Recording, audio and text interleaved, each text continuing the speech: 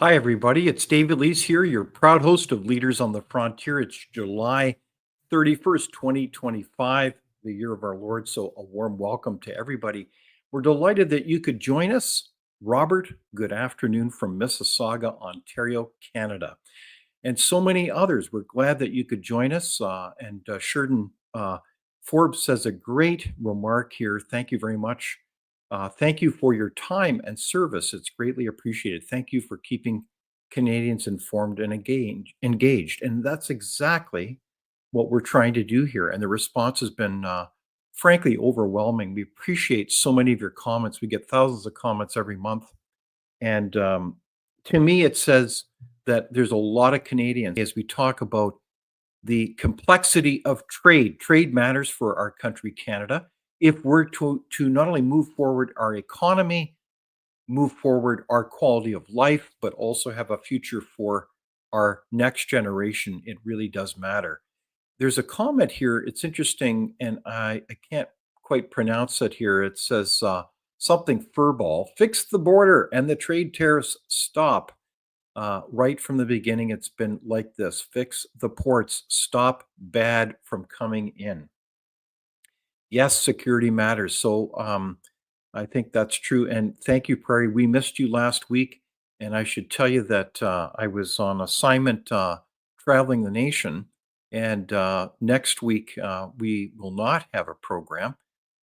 Please keep it in your calendars, though, going forward. I'm actually going to be celebrating my mom's birthday, who's turning 94 of all things. So family matters. And I hope everyone is having a great summer. And there's a lot going on that we want to reflect on. I'm going to, before we dive into the topic of trade with an extraordinary panel, including Katherine Swift and the Honorable Grant Devine, I do want to highlight some interesting headlines, and I'm sure you've been noticing it.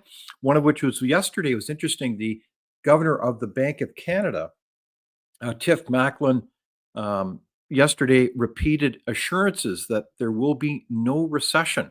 That even though the economy shrank in June, and there's certainly uncertainty on the horizon here, we're not going to have a recession. So we'll see whether that is in fact going to be the case.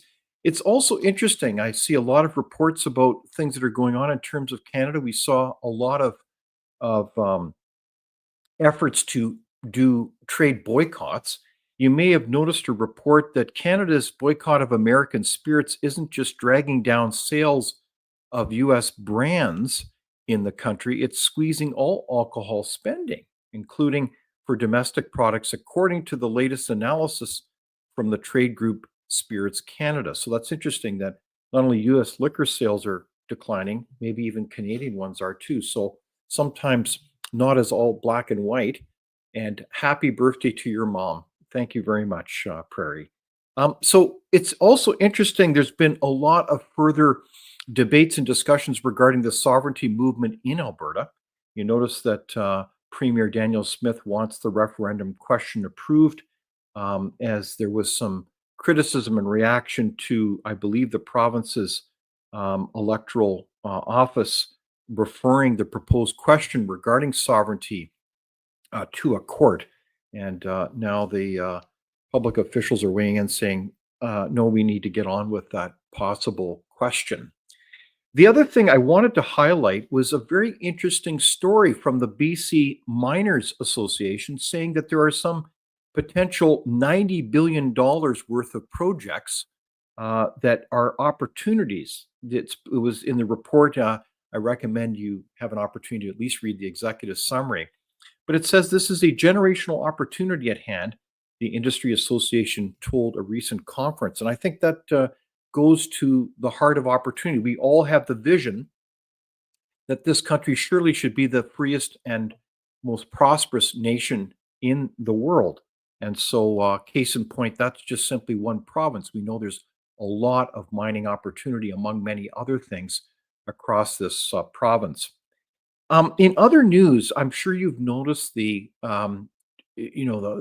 challenging court case regarding the hockey players, the junior hockey players, and the allegations of abuse there with an alleged victim. It's a fascinating case. I'm not sure if that's quite the right word, but it just seems like it's a lose-lose for everybody, regardless of what you think about the judge's decision to acquit the players or to dismiss them. But it's interesting. There was also a story that the union involved slammed the NHL refusal to let the acquitted players return to the ice. So, what do you think about that? That's quite an issue, but to me, it seems to underline that behavior both on the ice matters and off the ice as well. Um, and I just don't understand how people get in those situations, but that's just my personal opinion. It's also interesting. You may have heard that from a previous program, I highlighted the defacing of the Holocaust Museum in Ottawa. And it's fascinating that a former lawyer for the city of Ottawa admitted to defacing the monument. So go figure. You've got a lawyer. Usually we look up to that profession, and it's so unfortunate that that happened.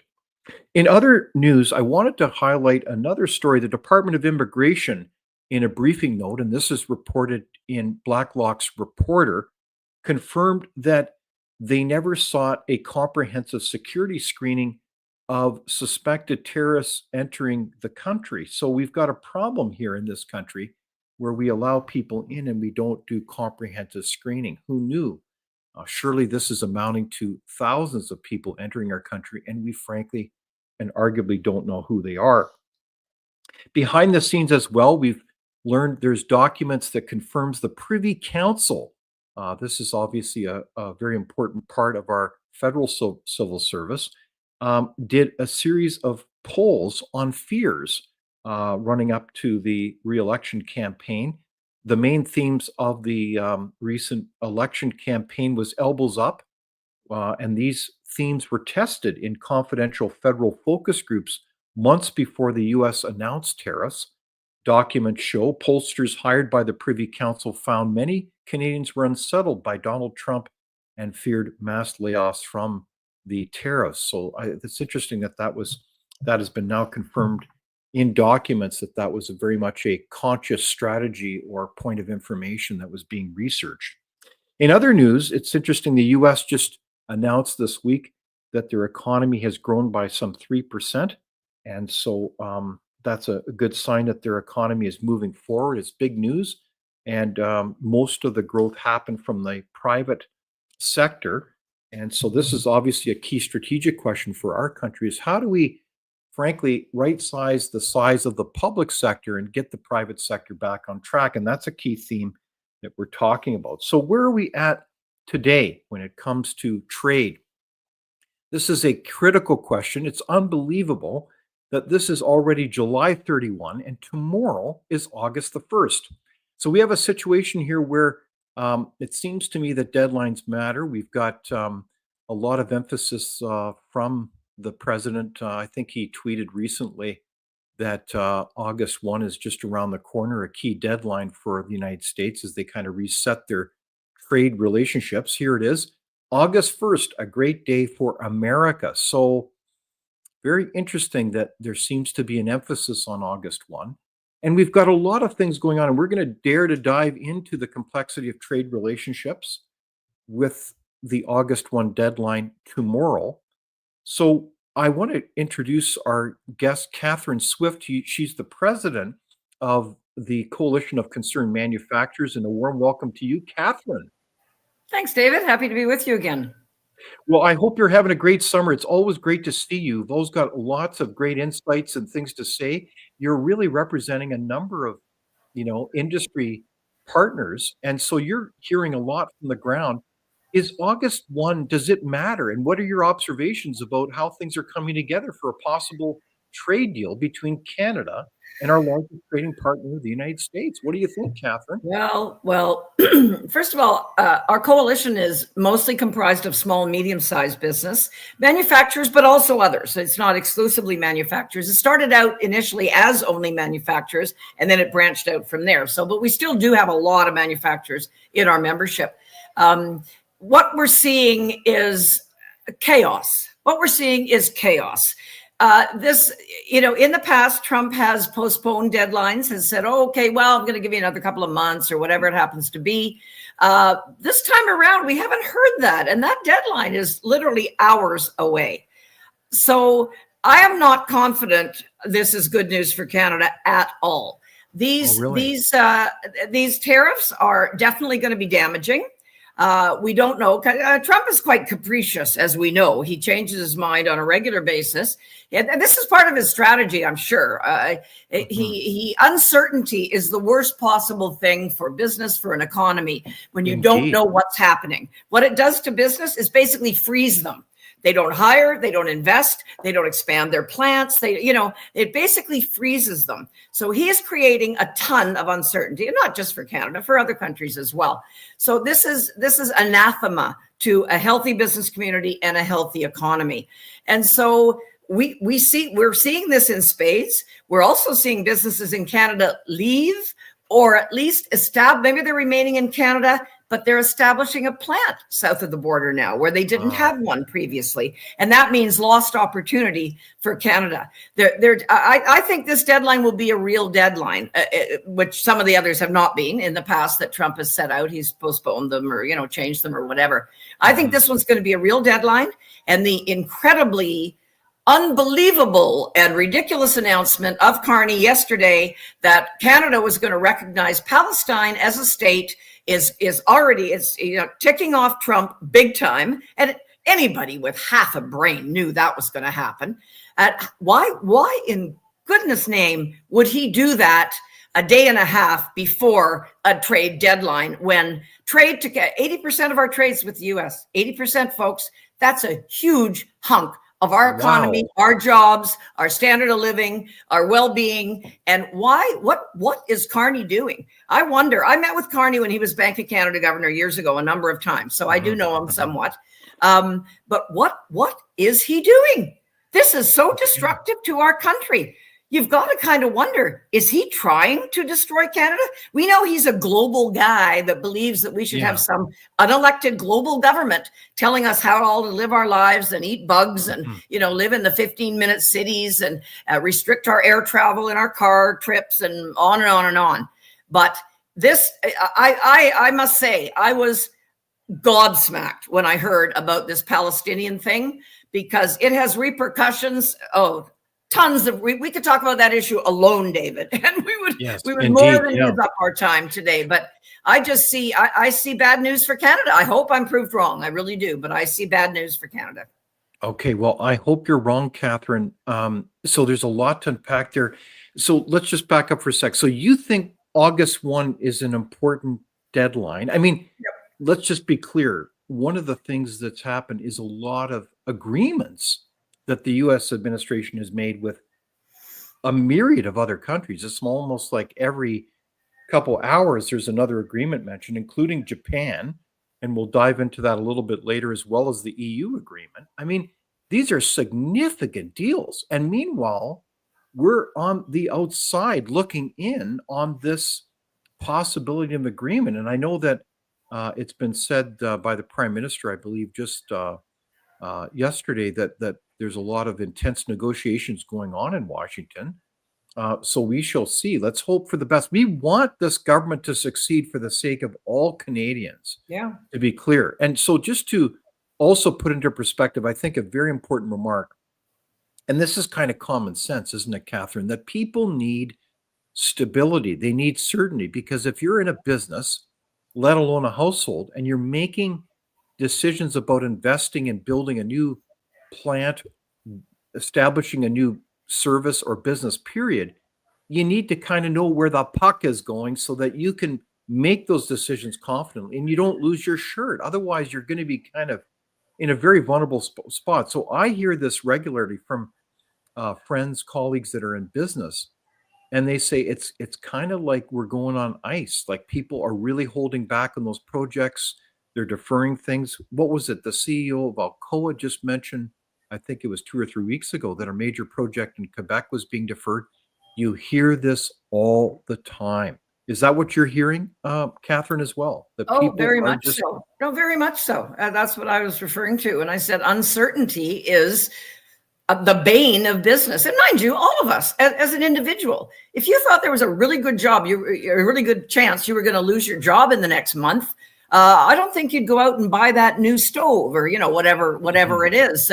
And of course, that depresses the economy naturally, because all of those purchases drive our economic activity, drive jobs in other sectors, and so on. So it really is a horrible situation when you've got so much uncertainty about your economic future, because it literally kind of freezes economic activity. And let's not forget, we're not in a good place right now economically. It's not like we're starting off from a position of strength. Quite the contrary. 10 years of Trudeau did a massive amount of damage. I know when he was first elected, I knew it wasn't going to be good, but I got to say, he was a lot better at wrecking stuff than I dreamt he would be. And he wrecked a lot. We now see our standard of living when we look at OECD countries, developed countries around the world. When we look at the G7, we look at these, we are at the bottom in terms of our GDP per capita, which basically means our standard of living, our prospects. There's a good chart right there. That's an IMF chart. That's an International Monetary Fund chart. So it's not exactly an entity that is irresponsible in terms of their data reporting. Look at how much other countries have grown where we have not. And the forecasts, unless we change direction, if we change direction, the forecasts will change. But the forecasts are, if we stay on our current messy, just appalling economic course, we're going to be way worse off in the next decade or two. So it's not just today. We've got to look at the future, but the destruction of the last decade, and it's all because of bad policies. People can say, "Oh, the global economy has trouble," and it's true, they do. Wait a sec, Catherine, that chart there, I thought that was somebody else's fault. You mean to say like we're at the bottom of the heap there because of bad public policy? Like, what do you mean? Because we don't have free trade in Canada? Yeah. Governments love to blame others, and that's not unique to Canada, right? I've always laughed when the economy's good, the government takes full credit. When the economy's bad, that's global factors that but of course the fact that we are falling so far behind other countries, other developed countries that we have a lot in common with, shows that this is a self-inflicted wound, what's happening to our economy. And frankly, any sensible economist or even educated observer would know that the kind of policies that Trudeau government brought in and that Carney seems to be continuing, despite his claims to the contrary, things like squelching our most valuable sector, our oil and gas sector, our biggest individual industry sector in the country. Squelching that sector, demolished. Not just for Alberta and Saskatchewan, folks, just in case you think, that's their problem. No. We have lots of members in Ontario and elsewhere in the country that depend very much on the oil and gas sector. When they are wealthy, that gets distributed across the whole country. That's a wealth that makes more money for government revenues, so that more social services can be funded. It means more tax dollars. It means more people employed in very good, well-paying jobs, by the way. And so, I'm always amazed when Canadians outside of the Western Canada, the prairies, say, "Oh, well, that doesn't affect me." Oh, trust me, it affects you big time. Okay, so there's again, you're very good at summarizing these issues, Catherine, but it's astounding. Like, our number one industry in our country is Canadian energy, and we've had relentless policies to shut it down. We still have a lot of policies in place that are continuing. I don't know why we don't just get rid of them. Well, Carney has and everything. Yep, you're right. Carney has said he's going to keep policies like the emissions cap. The methane regulations, which a lot of people don't know about, but they're going to be deadly. There's a lot of companies that are just going to abandon Canada if those are actually passed. We have, of course, the tanker ban in BC, in Western Canada, and we don't have a tanker ban on the East Coast. Isn't that interesting? We import We import oil from Saudi Arabia, Venezuela, lovely places to import oil from. We give them our money and they come on the East Coast. But the tankers on the East Coast are okay. It's just the West Coast that the tankers aren't. And of course, that's a brilliant point. Yeah. That's a means to nail Alberta. That's what that's all about. Because let's face it, Liberals have never liked Alberta. Pierre Trudeau treated Alberta horribly. Trudeau number 2 treated Alberta horribly. Looks like Carney's going to do the same. Like I'd love to be proven wrong, but all the indicators I see are heading in that direction, sadly. So why is it okay in the Atlantic but not the Pacific? Pure politics. Wow, pure politics that serves not the Canadian people, not the future of our kids, but who is it serving? Like, is it just all catering for the same special interest groups? And well, in part. Yeah, in part. But I think too, the fact that any government and any government's number one aim is to get elected, right? No matter what political party you're talking about. And the fact that the Liberals got reelected, albeit with a minority, but nevertheless, the fact that they got reelected, that enough Canadians, frankly, were conned. They were conned. I'm sorry. Yeah. What Carney's doing now, the whole thing about Palestine, did we hear about that in the election? Was that a plank in the Liberal platform? Of course it wasn't. And so, they're doing stuff they never talked about before, not at all. And so they did a real con job on all those folks, and most of them are boomers. I'm a boomer. I didn't vote Liberal, but I'm a boomer. And a lot of those boomers, because when you looked at the way the vote went in the last federal election, every age group except the 55 plus, the majority voted Conservative. It was only, and boomers come out to vote in massive numbers. Oh, I think it was over 80%. Show up at the polls, and our average is usually around 40 or 45. So you can see they have a disproportionately, big effect on the outcome. So those people clearly were conned.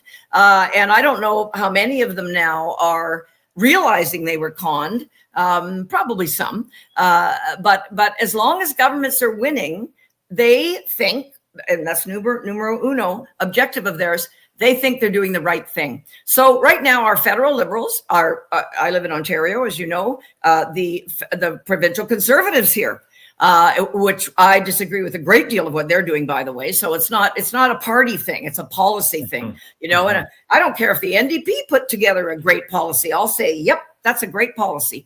It's a matter of good policy versus bad. And every party does both, frankly, if you look at them over the years. Wow. And anyway, so, to me, as long as they're winning votes and there was that big turnaround in the last federal election, they're going to think they're going to do the right thing until they're told by the voters, we're kicking you to the curb because they're not going to smarten up and make more, sensible policies possible. Okay. So there you have it. I'm talking with the president of the Coalition of Concerned Manufacturers, Katherine Swift. And she's given it to us straight. And I will tell you that we're planning on having the Honorable Grant Devine, the former Premier of Saskatchewan. He's very keen to join us, but we're having technical problems, so bear with us. I will tell you that we're getting an awful lot of comments. In fact, Katherine, you're getting a lot of blessings from the audience as they seem to resonate with you speaking the truth. Barry says, we love hearing from Katherine. That's terrific. Thank you. God bless you. God bless your guest from Sheridan. So it's very nice. Katherine, thank you for speaking the truth. That is the Libers, something I just referring to Kat's comment. And we mean this in a nonpartisan way. Let's be frank. This is about the future of our country. And from a public policy point of view, we look at this from a principled point of view. What are things that lend for accountable government, transparent government, high-performing government that actually serves the people, the prosperity of a nation? And so I think that some of those graphs, including the one about prosperity, really tell a extraordinarily sad story of a nation, frankly, in decline. Katherine, and we can turn it around. We've got everything going for us, but we are doing the wrong thing. So this is what works me up, is it's like I've always been a proud Canadian, and I know that you are too. But it's like, man, we're governed by people who don't seem to be able to even balance their checkbook. And they're intentionally following pathways that they surely must be self-aware are hurting Canadians. Like I just went to the grocery store earlier this week, and I tell you, people are really struggling. And in fact, I think there was a comment here from our audience, a fellow surviving basically on ramen noodles, losing their house. I mean, this is what's happening. Like I just spoke with some friends who are in the development industry, and I asked them, "So how is the housing business?" And they laughed me out of the room. They said it's dead. We're scrapping all our housing starts. Now, I don't mean to generalize across the country. I know there's housing going on, but are you seeing that as well, where people are really stopping the investment? I know I don't mean to be tone deaf. I know you've alluded to that in the conversation, but are people do you think we're in a recession? Is Tiff, the governor of the Bank of Canada, is Tiff Macklin grounded in reality of where things are going with this country? I don't. How are you reading things in the economy right now? Well, I knew Tiff Macklin when he was an assistant deputy minister at the Department of Finance years ago. Yes. He's had a career in government, and he's a nice guy. He's been wrong a lot before. I think, and I am an economist, right? That's my background. So I do tend to view issues through that lens, right? Through an economic lens. And I'll tell you, the vast majority of economists believe we're in a recession and it's going to continue for some time. I don't want to get too technical because it gets kind of boring and long, but the fact that we're importing so many people into this country makes GDP increase, but GDP per capita, which is our standard of living, declines. And this has been the challenge, this massive immigration, which was deliberate on the part, no question it was deliberate. I mean, good God, how could it not have been deliberate? The numbers are so overwhelming that drives some GDP growth. But even with that massive immigration, our GDP growth has been like 0.1, really bad, basically. Even with that, and a number of economists have made studies like this. If you take immigration out of the equation, we've been in recession for a while. So, because of course, when people come into the country, they're going to buy clothes, they're going to buy, they're going to pay rent, or maybe they'll be in one of those government funded hotels, who knows? But it does boost consumer spending. Obviously, they have to eat, they have to, function and so on. So it does drive GDP, but it's kind of a false measure, because it doesn't mean we're really having economic growth. It just means we're adding more and more people. And we know our immigration strategy has been an absolute disaster and not fair to immigrants either. Not fair to people coming here. They can't find a place to live. They're put up in some hotel, or whatever it happens to be. And they're in a shelter, and it's been a mess for everybody, a terrible mess.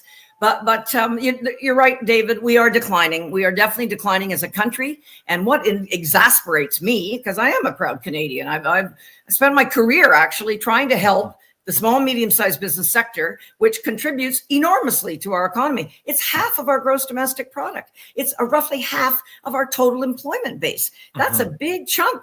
That's a huge chunk. And when that sector doesn't do well, boy, everybody suffers. Everybody suffers.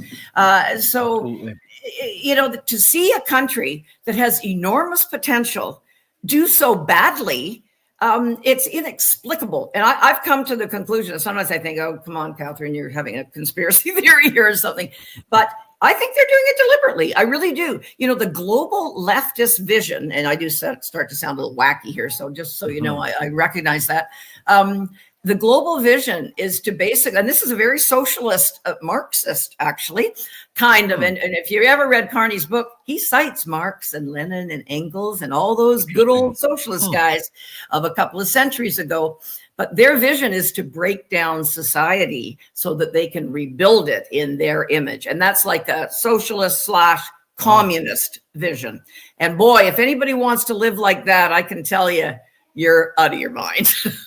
Okay, so that's interesting, because I've known you for a while, Catherine, and it's an interesting take. You kind of wonder why would someone go down these paths that have been proven to be so disastrous for this country?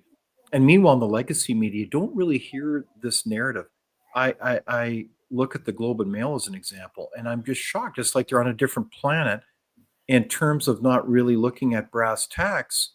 It's like they can't see us as a declining nation. It doesn't fit their narrative that they're kind of in with this bubble of elites that run the country, that somehow things are tickety boo. Like it's very strange, isn't it? But don't forget, David, their lives are not being affected.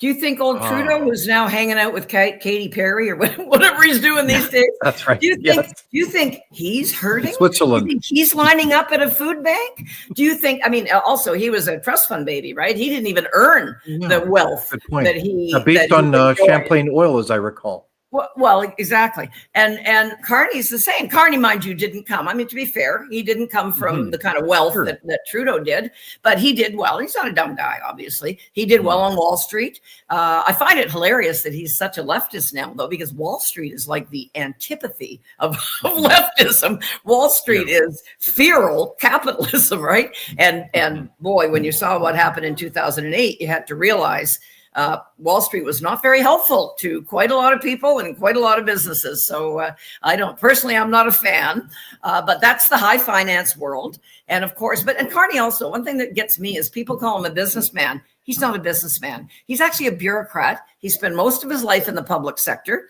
Bank of Canada governor. He was at Department of Finance in Canada, Bank of England governor, and WEF, World Economic Forum board member, and so on. And he's never met a payroll. He's never really run a business. So to call him a businessman, I think, is really inaccurate. But the bottom line here is, and I saw one of the people that was commenting here say, why would they want to wreck Canada? Well, take Trudeau just as an example. He believes that the oil and gas sector is evil and should be eliminated. He said it. He even said it. It has to be phased out and so on and so forth. So he put in, and I mean, this isn't my opinion. This is fact. He put in a lot of policies to hobble, to basically undermine that sector that is so important to Canada and Canadians, and one that the world demands. Remember when he said there's no business case for liquid natural gas exports?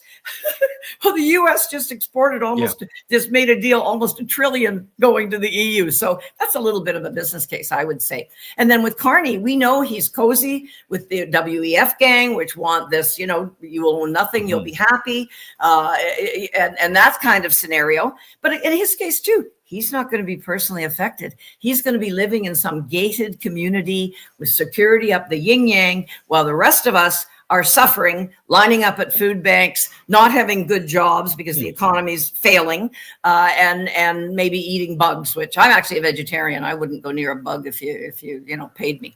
But anyway, I think a lot of it is the people making decisions do not suffer from the consequences. And when that's the case, hey, all bets are off. I have always been in favor of some types of policies that, whether it pertains to budgets, you run a deficit, you're going to get a 10% pay cut, by the way, you politician, and so on. So that there have to be consequences, or people aren't going to change their behavior. Okay, so this is very interesting because I look at it from a public policy point of view, and I think what you're doing is making the case that, hold on now, there's a reason why a number of these decisions are made, in the sense that the people making them don't have a feedback loop. They don't suffer the consequences as average, quote, Canadians suffer. So if you don't kind of go grocery shopping, if you don't kind of have to deal with the day-to-day realities that so much of us experience, you don't get any feedback loop, and that's deadly for wise public policy. There's a lot of good research about that. I think you make a very profound point.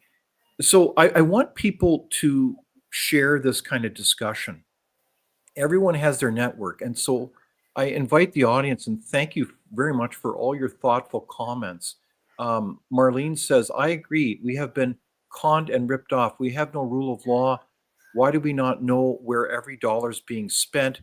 It is definitely not being spent on Canadians. And I think that's a very interesting comment, because we don't even have a de facto, at least at the federal level, a operating budget that we can see with accountability, the tabling of a budget, where the revenues, the expenses are, and where things are going. Like, that's going to be held off, I believe, to the fall.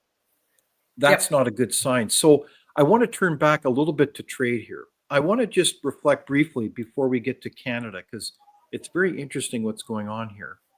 Um, and it has to do with Japan. Let's just look at that man and producer for a moment. If we look at the Japan deal, we've got a very interesting set of points here. And I'm just going to highlight a couple points. One of which is that Japan will have a 15% tariff rate. Now, there's some exceptions around that. For example, Japan will immediately increase imports of US rice by 75%. That agricultural sector is notoriously closed for imports. The Japan will basically purchase a lot of things, including a lot of $550 billion is going to be given to the United States to be directed by the administration to rebuild and expand core American industries. It's quite fascinating. They're going to agree to purchase some 100 Boeing aircraft and a lot more. But this is fascinating as a template. And if we switch to the EU, we have also a very interesting set of templates emerging here. Again, the EU will purchase some $750 billion in US energy and make new investments of $600 billion in the United States, keeping in mind that the United States administration is intent on rebuilding its manufacturing enterprises, no more offshoring to, for example, China.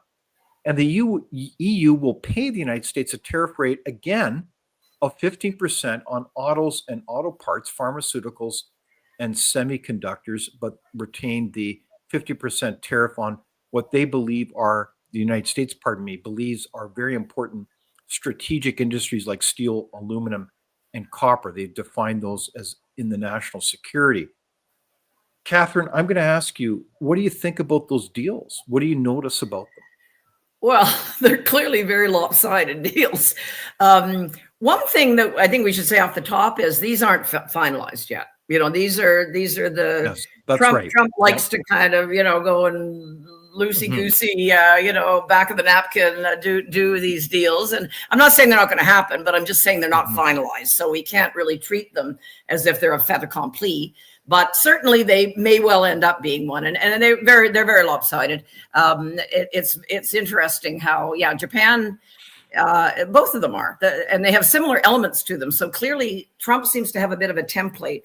It seems like, okay, 15% tariffs, so much investment in our energy, and on and on. Let's face it. I mean, I'm not a Trump fan personally. I'm not a Trump fan. I think his the way he conducts business is erratic. It is erratic. And I understand why he does it. He wants to keep the other guys off balance. I understand that. But what he was elected for was to do good things for the US of A, not to help Canada, not to help the EU, not to help Japan. So when he does these deals that are beneficial to the US, it's pretty hard to fault him. I wouldn't mind a prime minister who made deals that were hugely beneficial to Canada, for example. I think that was terrific. And the fact that we've always had a big, undercurrent of anti-Americanism in Canada. That's been around for a long time. And I think it's partly the fact that they're so much more dominant that we are much more dependent on them than they are on us. They still have some dependencies on us, to be fair. But naturally, it's an imbalanced relationship, and often the lesser player in that sort of has resentment of the more powerful player, and I think that's what underlies anti-Americanism in Canada. And of course, Trump. Add Trump to that basic trend of anti-Americanism, and you've got, as we know, the crazy reaction of some Canadians against America in general. And what I find sad, though, is that it is working for politicians. That's why Carney got elected. Let's face it. And to date, he hasn't turned out to be. That stupid elbows up. I thought that was juvenile in the extreme. But the whole Carney approach to date has not had anything to do with him being the Trump whisperer. I think some U.S. newspaper called him the Trump whisperer. Are you kidding? And this latest Palestine thing, I'll tell you, Trump is not very happy about that, to put it mildly. We have to realize he was elected to do what he's doing, and you might criticize the nature or the manner in which he's doing it, but if he gets deals that are imbalanced in favor of the US of A, he's doing his job, and any realistic Canadian has to look at that. And one thing I've been hugely disappointed about, and from everything I've heard, our negotiating team that is trying to get some arrangement with the US, and the hours are getting shorter and shorter to do that, is not very competent. Has sticking points that are unrealistic, that it's career civil servants that are doing it. And that's not usually the best people. The US has way more senior political people doing the negotiating than career public servants, who frankly, once again, we get down to accountability. They're not going to lose their jobs when they screw up. We're going to lose as an economy, as a country, when they screw up. And to date, all of the feedback shows that they indeed are screwing up. So when Trump is accomplishing these deals, again, if they get finalized and finished and all that kind of thing, he's doing his job. You might not like it, but he's doing his job to benefit the U.S. Yeah, I think that's a great summary, Catherine. So I am talking with Katherine Swift, the president of the Coalition of Concerned Manufacturers and Businesses, about our current situation as the deadline of August 1st comes up tomorrow within hours. This deadline does matter. And so we're going to keep having this conversation. We really appreciate the discussion. Please like our discussion. It helps with getting our, frankly, our information to a much larger audience. And we really appreciate your comments. It means a lot to us. Golly, there is a lot of comments coming in. So one of the things I did want to mention is that there's a friend of mine. His name is Mr. Anderson. And he said, I think, a brilliant point. If we were to step back for a moment, with the election of this current prime minister, there's been a lot of high expectations. He's raised a lot of expectations that he'll be able to be, as you kind of said, tongue in cheek, he'll be the Trump whisperer. Is he raised expectations too high here? And are we going through kind of a process where, well, shall we say, he's trying to manage expectations? Because I think if I look at these deals that have been made, I've looked at a mere 24 of them to date. They have a lot of patterns. It's clear that Trump is not doing this from the back of an envelope. He's got a very significant team working at these issues. I think of the various leaders involved. He's got kind of the A team, at least from what I see. I could be wrong. You can debate me. But I think the prime minister and his team is kind of caught in a bind. Is how do you climb down this perch of high expectations? And where do you deflect responsibility on? Because I think that, I mean, I've even been asked by persons in business and friends of mine, has there already been the framework of a deal established, but they just don't want to announce it yet? They want to frame up that somehow Canada is going to get not the best deal, and somehow it's just not their fault because, well, they can always blame it on, who is it again? Oh yeah, the president of the United States. So it just goes on and on and on. So that's kind of where I'm wondering, is this a kind of a political deflection again? Or am I being too cynical here, Catherine? I don't know if you could ever be too cynical these days, David, to be perfectly honest with you. I'm pretty cynical myself. I have been appalled that this hate Trump, which not only Carney's doing, but Ford's doing it here in Ontario, other premiers are doing it, is working for them so well politically. I am very disappointed that Canadians have been that gullible. And another factor we got to think about here, there's all this talk about, we have to turn away from the US in our trade. We have to go to the EU. Well, that's incredibly impractical if you understand our trading relationship with the US. We have integrated economies, the auto sector, lots of manufacturing. We are linked in. The notion that we're going to snap our fingers and change that direction in a year or two is absolute madness.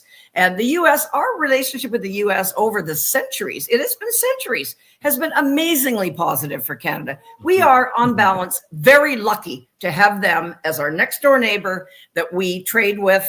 They protect us on defense. We know that. We've been laggards, terrible laggards, and every political party deserves some blame for that on defense over the years. And they have protected us nonetheless. For Canadians, I've always been amazed at the anti-American, sentiment, to be honest, because personally, I don't get it. Somebody's not thinking. And I've been very disappointed that my fellow Canadians, so many of them, not all of them, of course, were duped by this. Yeah, let's get our elbows up. It just sounded like something literally from grade 3 or something to me. It was so juvenile. And yet people bought into it. To my mind, if you really want to benefit Canada, and we get back to that point, if we really want to get back to benefiting our economy, our people, jobs, economy, etc., what we should be doing is prioritizing negotiations with the U.S. on our by far most important trading relation. 80%, I'll say it again, 80% of our trade. And we are much more heavily dependent on trade as a country than the U.S. is. They're not as dependent on trade. It's interesting. They have such a big consumer base, business base within their own country that they don't have to export and import as much as Canada does. Okay. So this point here, right here, you notice a comment here, Catherine. It's interesting. R. Anderson says we're a $30 trillion economy, right? The U.S. Okay. And you're a $2.5 trillion economy. Yeah. That's a little bit smaller, right? Just a tad. Let's see how a trade war hurts more. Like, this is basic strategy, isn't it? When you're dealing with the majority. It should be, but again, we have to question what are the objectives here. If the objective is to break down Canada, to make us so desperate that we will welcome our socialist overlords, then this makes sense. It doesn't make sense if you want to strengthen Canada, give Canadians more opportunities, a better income, a better job, and so on. That's when it doesn't make any sense at all. So that's why increasingly I question the objectives of these governments. And they're and it's not just the whole government, it's individuals, right? And when they've been bitten by this global bug that, we want to have a big global government that doesn't get elected, by the way, not accountable to anybody, that is going to dictate how we're going to live our lives because it's better for the environment or it's better for, whatever cause you want to use. And it's a very, very much a leftist dream. If you look over the centuries, the leftists have always sort of promoted those basic, heavy dependent on government. And people look how people live in communist countries. Horribly. All socialism does is spread the misery equally. And whenever you look at socialism through the centuries, there is not one example of it ever working. And of course, what the socialists always say, well, that wasn't quite the right socialism, is always their excuse. How much evidence do we need here, folks? It doesn't work. It's astounding. Capitalism has pulled the poorer countries of the world out of poverty, or at least at a better, to a better state. And that's at free markets. Free markets have been fabulous. Well, again, when you know the facts. But again, I just find it disappointing that so many Canadians feel by electing these governments, which on knee jerk, Trump's going to be gone. Trump could be, typically in the US, it's only a 4-year term. It's not like our situation where we have governments for 15 years, for goodness sakes, which I think there should be term limitations, just for the record. But in the US, we know it's 4 years, folks. We're already into half of one. There's going to be midterm elections next year, which could totally change the political complexion of the US. And again, reorienting our trade. So for a situation that might exist only for a couple of years, how stupid is that? We should be looking medium to long term, maximizing our relationship with the US to our benefit. And I'm not saying we shouldn't diversify our trade. One should always diversify one's, activities if you're an individual or, whatever it happens to be. But while diversifying trade, let's not deny that our biggest trading partner and a huge benefit to Canada is the US. And let's not pretend, if you know the facts, you will never pretend that all of a sudden we can pivot to the EU or pivot to China, which is even more worrisome, or whatever, and think that that's going to replace the US. It ain't going to happen ever. Governments have tried it for decades. It has never worked for a good reason, because it's like denying gravity. You know, I'd really like to fly, but I don't think I'm going to jump off a tall building anytime soon, believing that I can do that. Right. You know, our relationship with the US, our geography, same language, you know what I mean? That all means we have so many wins there we're not going to have with any other countries around the world. So, reality. Yeah. And I think that's well said, Catherine. I mean, part of the larger strategic picture I would like to convey, and I just marvel at the amount of comments we're getting in from the audience here. Excellent. Is you got to keep in mind the larger strategic reset the United States is doing. They've got a massive deficit and debt they have to deal with. These Trump's tariffs, if I can use that alliteration, provides enormous revenue for that situation. But it also, they're trying to reset things from a geopolitical point of view, vis-a-vis defense relationships with all these partners, including Canada. It's well known that Canada is a defense laggard. We haven't been carrying our weight in terms of our contractual obligations with NATO. So, you know, the United States doesn't want to be the world's policeman and you know, treating the world as a protectorate anymore. So they want an ally that is working with them. And if we don't kind of get that and understand that if we are basically a soft backyard from a security point of view for the Chinese nationals to be able to play games with, then we're going to be in trouble. So on that note, I want to show a clip of a significant announcement regarding Palestine that happened this week from the Prime Minister. Canada intends to recognize the state of Palestine at the 80th session of the United Nations General Assembly in September 2025.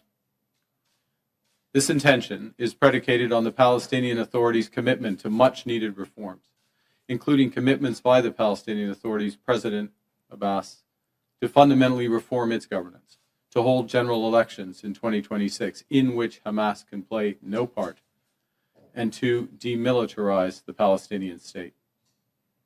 Canada will increase its efforts in supporting strong democratic governance in Palestine and the contributions of its people to a more peaceful and hopeful future. I spoke today with President Abbas at length to reaffirm his commitments. Canada reiterates that Hamas must immediately release all hostages taken in the horrific terrorist attack of October 7th, that Hamas must disarm, and that Hamas must play no role in the future governance of Palestine.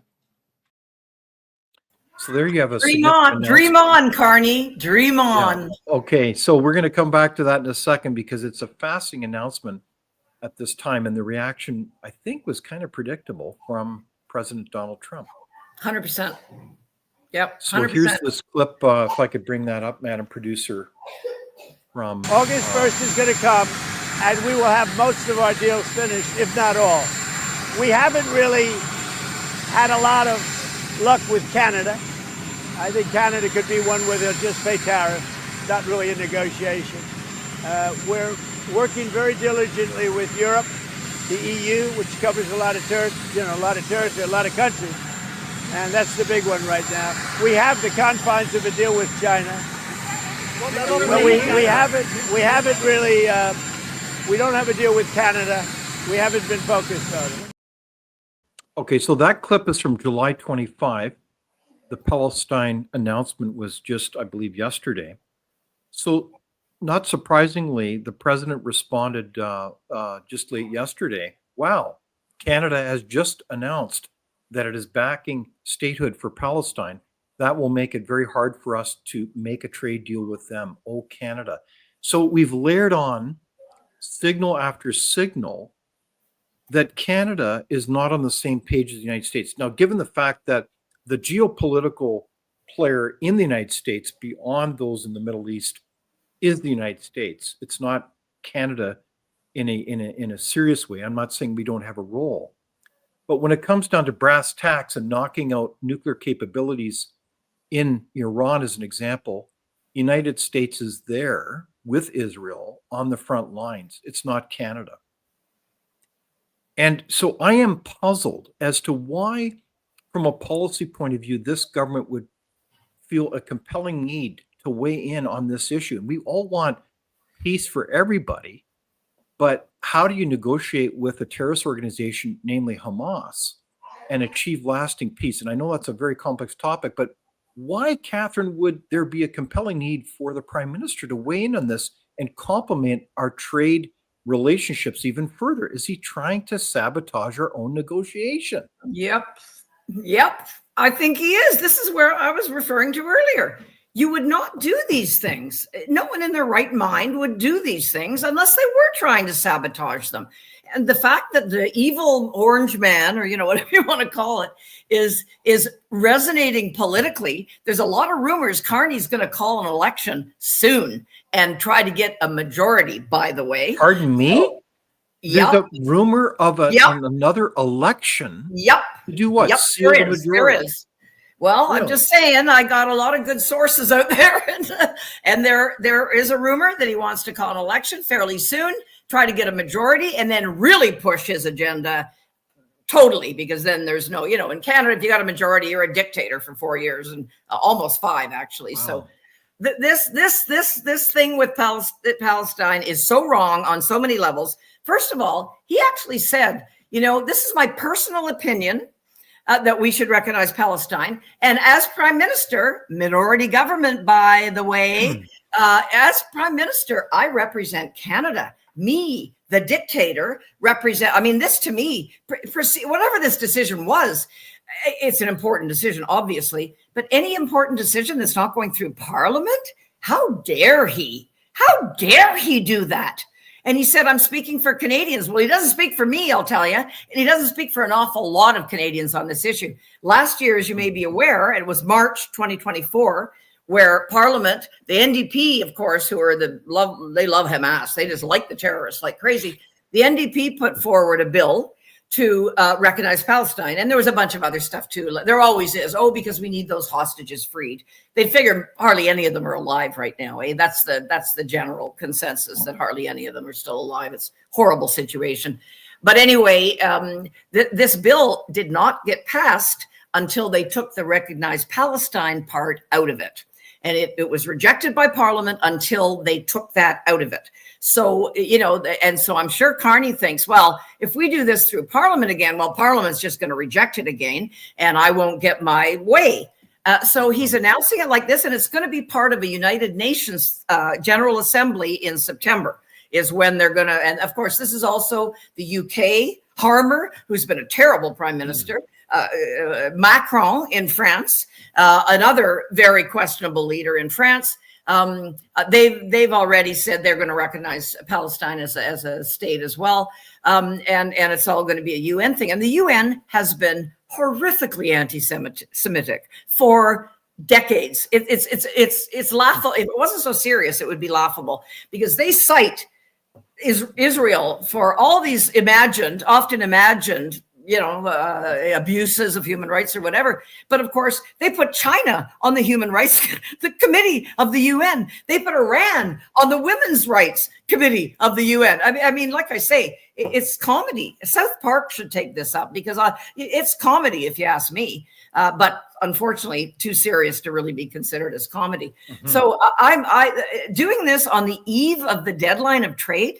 Do you not think that's going to scuttle these negotiations? Of course it is. It's just, it's unbelievable why he would make that decision unless he planned to hurt Canada. Well, it just seems very puzzling. So, it's not just managing expectations, it's complicating them, in the sense that it almost seems like, well, Carney is adjusting our expectations that, well, we actually may end up with a pretty bad deal. And yep. He desperately doesn't want to have responsibility or accountability for that. So, we'll see how this world unfolds here, but it just seems very concerning to me. I look at this and I think, wow, we have quite a opportunity to become a full partner with the United States in terms of a prosperity agenda, whether it's on energy, whether it's on trade, at a much larger level, in my opinion. In fact, I think people are aware that on energy alone, we don't get full world prices for our energy. And we No, we basically don't. forfeit usually around $40 billion at Frontier. You can check out our calculator that racks up this minute by minute how much money we're losing because we don't play ball with energy with Europe and Japan, who are begging for our energy. And meanwhile, the United States is sealing deals where the United States is just, stepping into that vacuum. The world Well, needs don't you energy. know there's no business case for our energy? No, Dave? there's no business Come on. case yet. Wow. The So economic guru just Trudeau infuriating. said that. Yeah, no, What a it's joke. just crazy. So I look at this and I say, how do we get this country moving? And I know at Frontier we talk about this all the time, and I don't want to sound simplistic or formulaic, but we basically need to get rid of, well, this, I call them the seven. We need to get our taxes competitive. We need to deregulate our economy so people can actually build things, including pipelines. And we need to get the state spending under control. I mean, the job growth, if you look at the last 10 years, has all been about bigger state. It's not the private sector. We need to get energy to markets. We need to get our trade acts together. And we need to get our military program back on track so we're a partner, not a laggard. And finally, we need to talk about patriotism in this country under one flag. So do you buy that kind of approach to things? I mean, that's kind of like motherhood and apple pie, but we don't seem to get it, do we? Well, we don't, and we've been uncompetitive as an economy for quite a long time, and that's been especially true in the last decade of the Trudeau regime, where nothing was geared to be economically sensible. Everything was geared to climate or ESG, considerations, promoting gender issues. Anyway, we know that the whole woke pantheon of craziness, and of course massive immigration, which undermined our job market, our housing market, and of course introduced a lot of criminals to Canada. Frankly, there was over 7,000 admitted. There was about 7,500 admitted people with criminal records that even the government's own immigration ministry said, do not let these people into Canada, and the Trudeau government overruled them. Their own bureaucrats said, do not let these people into. I mean, good. Are we a nutty? So why did they do that, Catherine? Why would you, as a government? I mean, your main responsibility because you want to wreck the economy and end up with the socialist vision of breaking down society so that you can rebuild it in your preferred.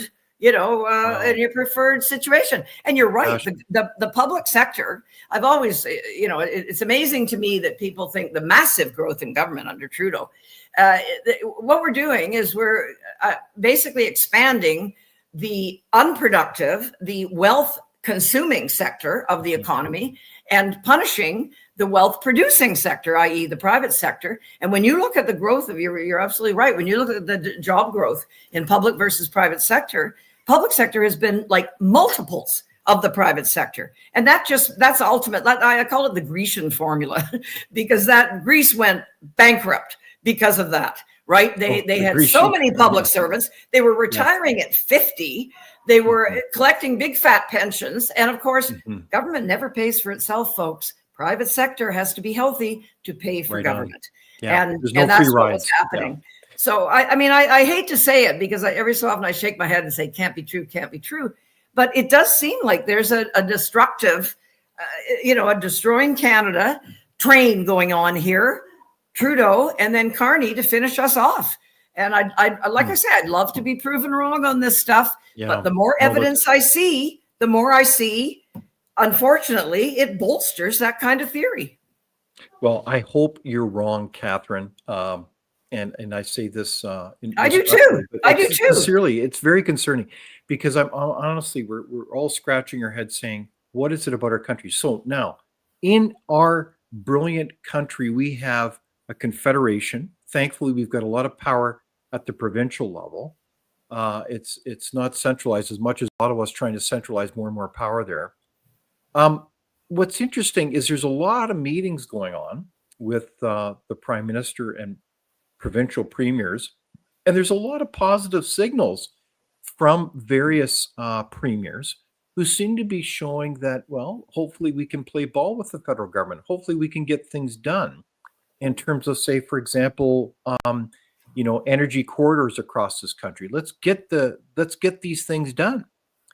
So what is Well, it yeah. about premiers? Are they seeing something that we're not seeing? Like they're privy to these meetings. I'm not in the meetings. Well, they're So seeing money. They're seeing money. money. Carney has said he wants to, our whole structure of federal, provincial, municipal, everybody fights to get the most money. And of course, there's only one taxpayer. That's a cliche, but it's a true cliche. Yes. There's only one taxpayer. So when we see the federal government say, oh, well, we're not paying for that, Ontario government is, no, we're still paying for it. Come on, let's get real here. So this right now, Carney has intimated, and again, he's done a lot of talk and very little action. So we only have to, I guess, believe what he's saying. And of course, he's lied so frequently that I don't tend to believe too much that he says, actually. But anyway, he said he's going to have all these major projects, and that means money going to provinces. So all the provinces are thinking, hey, if I play ball, I can get that $10 billion project in my jurisdiction, and so on. So, the old saying, follow the money, always follow the money. Always follow the money, because that's what ultimately turns out to be true. Okay, so let's none of us have a crystal ball, and let's see where we're headed in terms of the Canadian economy. Let's see if Tiff Macklin, the governor of the Bank of Canada, is wrong, that Canada is not headed for recession. Well, what if we are? And we look to a scenario, and I referenced this earlier in the conversation, and I want to give this as an example of thousands of stories I have seen about this. Alcoa Corporation, the storied U.S. metals producer, is feeling the pinch of tariffs and has been forced to pause work on all its growth projects underway in Canada. They're all being iced. And this is an example we see time and time again where the private sector is pulled back. And if you don't have a private sector economy, e.g. investment, job growth, and opportunity, aren't we done as a country? Oh God, I hate to think things like that. And I have children and grandchildren. I actually have 2 grandchildren in my house right now, and they've been amazingly quiet. So I'm going to have to reward them for that. I threatened them, mind you, within an inch of their life if they weren't quiet. But anyway, I care a lot about the country. I care a lot about future generations. Absolutely. And what is happening now with our debt? I mean, these boomers that voted Liberal, I thought, you mustn't have children. You mustn't have grandchildren, because you're handing them a massive anchor around their lives. They're not going to be able to buy a house. They're not going to. We see our young people today. They're saying, I don't feel like I can buy a house. I don't feel like I can kind of get settled. So I'm not going to have children, and things like that. That is deadly for any society. That's deadly when our future generations are saying this, and our immigrants. A lot of them are coming into Canada on social assistance, which is just a bigger burden on our public, our public finances and so on and so forth. So what kills me too, and actually I was thinking of writing, I read a lot of columns for newspapers and stuff, and I was thinking of writing a column entitled, I Told You So, because what is crystal clear is what we need to do to get Canada back on the rails is clear. We need to get rid of a lot of the bad legislation that Trudeau put in. Carney got rid of that carbon tax, and that was laughable because he was advising Trudeau for the last 5 years. He was at least the last 5 years he was in power. So the notion he wasn't responsible for a lot of that stuff. Sorry, you were advising Trudeau. You were responsible for a lot of that stuff. And, he got rid of that very politically volatile issue, the carbon tax. And of course, that was really Pierre Poilievre's victory, because he made a big deal out of that carbon tax. And that was kind of his win. But of course, things don't get translated that way. If you get rid of the tanker ban, the emissions cap, there's still a carbon tax on business, right? There's still an industrial carbon tax that a lot of people don't know about because it's hidden. And Carney has talked about increasing that, and that will make us even less competitive. But all of these things, if it's really like economics 100, if you got rid of all these impediments, cut down on the horrible red tape we impose on our businesses, sometimes it takes 20 years to approve a mining project. 20 years. Do we wonder why people aren't investing in Canada? Why would they? The U.S. I saw recently a business person tell me they had a colleague it was in BC actually, where they couldn't get a permit in Canada, years and years. They finally went to the U.S. They had a functioning factory in 12 months. In 12 months, that would be like miraculous in the Canadian. So it wouldn't happen. On that happen in example, Canada. Why are we doing this to ourselves, David? Yeah. You know, this it's clear what to do to fix it. Why are we not doing that stuff? Because we have ideologues who have this wackadoodle vision of global domination, governments, et cetera, et cetera. We want to save the climate, so we should all be eating bugs and all that kind of stuff. And that, to me, is a immensely depressing scenario for not just for our country either, basically for the world.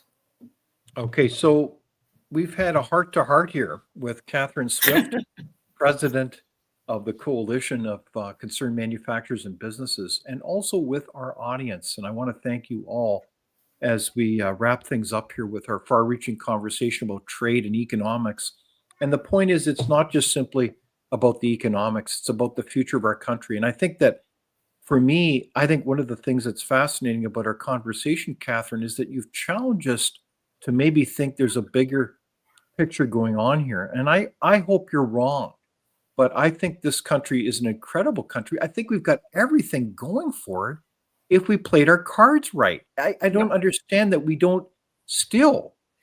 Speaking of deadlines, it's not just the August 1 deadline. You remember, there was the July 1 deadline to have free trade in this country, and they couldn't pull it off. Now, there's been a lot of agreements made, so to speak. I'm not quite sure how to evaluate them all, but I do know that we don't have fundamentally free trade in this country, and that's worth at least 4 or 5% points on GDP. That would mean they say 200 billion. The estimate is 200 billion. That's costing us billion. Have all those stupid. Why would any elected official who's supposed to be serving the people not be all over that? So pure politics. Pure politics, David. Pure politics. Everybody wants to benefit people in their own jurisdiction. That's why. Right. Okay, so this is part of, I think, the wisdom, the learning insight here, that we need better public policy more than ever.